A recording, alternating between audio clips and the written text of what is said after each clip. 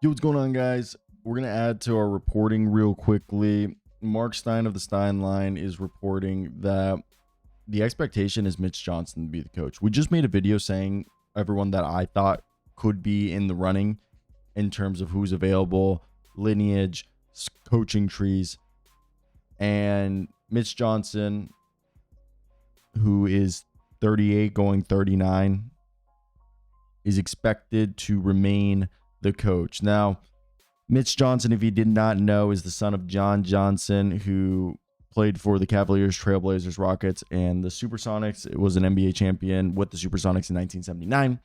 And he was like nothing like too big there. But Mitch is just a guy who's been with the organization since 2016. He was originally a guy who played college ball at Stanford. And yeah, like, actually, was he Landry Fields' teammate? I think he was Landry Fields' teammate. You can argue if he was a guy that was an okay coach, was a decent coach. I have nothing against him. Now, it was his first year. He didn't have an offseason to prep. He had his good moments. He had his bad moments. I think he allowed the players to play himself. And yeah, Mitch was Landry Fields and Brooke Lopez's and Robin Lopez's teammates in college. So, to me, that's where you got to see a young coach who obviously plays with, or, who played with guys who are still playing today. So I think he's in tune with the game. He understands, and he's just a modern young coach, which is what you want at this point with a young coach. Now, I do believe Taylor Jenkins, Michael Malone, and James Borrego might have been better options. We'll put the rest of the video to be discussing. Actually, you know what? We'll keep this as itself because I think with everything, go check out the other video if the news doesn't become true. Mitch Johnson is expected to be the coach, but I'm just saying here are all the other coaching candidates that potentially could, be just as good as candidates as Mitch Johnson is. I think Mitch is fine. I personally would go with Michael Malone or James Borrego or a Taylor Jenkins, with the fact that I'm trying to treat this like Russell Wilson on the Seahawks when they won a championship, rookie contract, Wemby. So real quickly, I think if we delve into this, what kind of coach are we expecting? I know they went 31-45 under Mr. Mitch Johnson, which isn't bad. Like, I think anybody here was just hoping that Mitch Johnson, who was appointed this past season as the Spurs interim coach following Gregg Popovich's stroke, and now he's more than likely going to be the successor, it seems, to Gregg Popovich, which I think in its own right is interesting because nothing against, Mitch. I just think when you have a generational talent, you can't just I wish they would go for like an established coach. That's just me. I want to hear your guys' thoughts there. So let's just break down what we have. So Johnson obviously has been recognized for being a guy who's kind of calm and has this collected demeanor.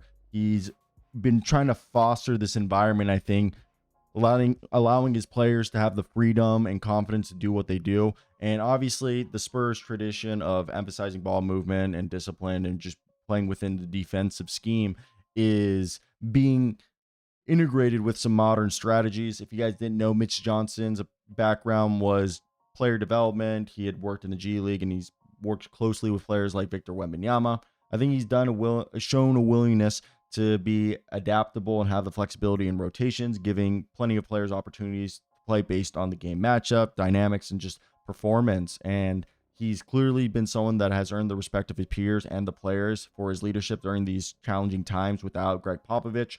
Now, I think some areas of growth he's going to have to work on, maybe bringing a veteran coach as an assistant, is just there's instances of blown leads or just, in-game adjustments with time management and things like that. As a relatively new head coach, I think he's still experiencing managing a full season in high-pressure situations in-game. So he's obviously bringing in the balance and modern approach while implementing the Spurs lineage. And if you guys didn't want to see, Johnson coached 76 games this year.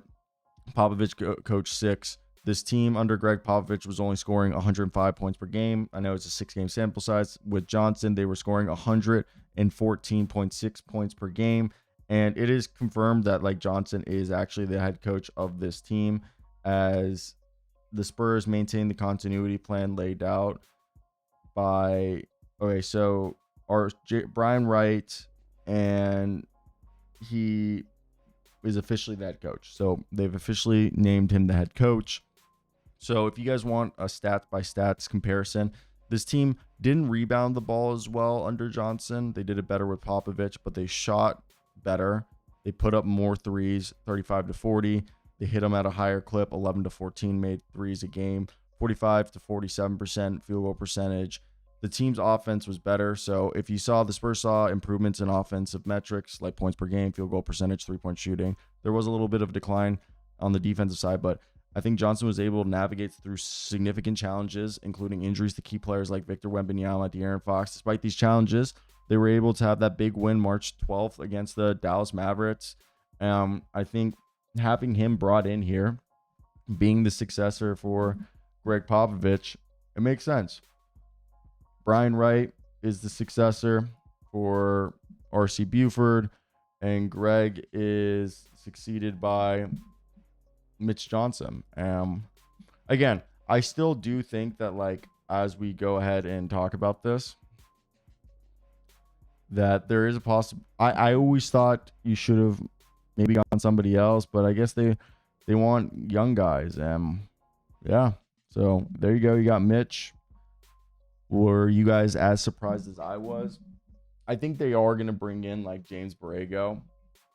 I would not be surprised if James Borrego's brought in. So what is your guys' expectation? And do you think this was the good move? I know most people are going to be in agreement with me that, hey, they should have brought in some, assistants, or not assistants, but I mean, they're going to have to bring in some assistants, but some maybe more well-rounded guys. I feel like that might be rude. And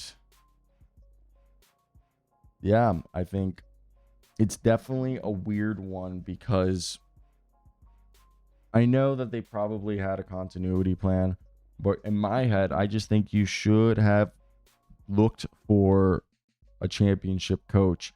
We should be trying to win a finals this coming year.